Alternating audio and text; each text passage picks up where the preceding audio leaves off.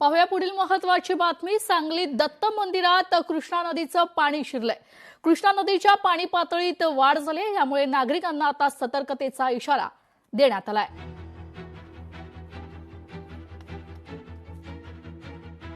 आज दत्त संप्रदायातील प्रमुख क्षेत्र असणाऱ्या श्री दत्त क्षेत्र औदुंबर येथे कृष्णा नदीच्या पाणी पातळीत वाढ झाल्यामुळे विमल पादुकांच्या वरती दत्त मंदिरामध्ये आज सकाळी पहाटे साधारणपणे 5:30च्या दरम्यान विमल पादुकांच्या वरती कृष्णा नदीचे पाणी आलेले आहे। दत्त भक्तांना सूचना आहे की इथं गर्दी न करता दर्शनाची सोय देवघरामध्ये केली आहे, तिथं करायची आहे आणि प्रशासनाची योग्य ती सांगितलेल्या सूचनांचे पालन करायचे आहे।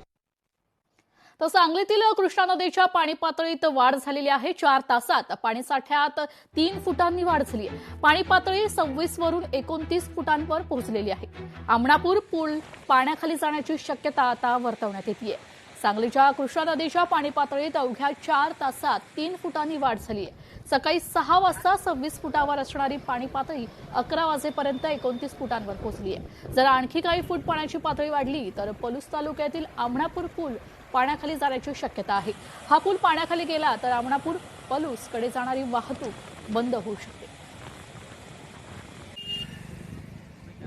नमस्कार। आत्ताच्या पावसाळ्याच्या कालावधीमध्ये आत्ताचं पावसाचं प्रमाण लक्षात घेता सद्यस्थितीमध्ये पलूस तालुक्यामध्ये खटाव नांद्रे पूल पाण्याखाली गेलेला आहे।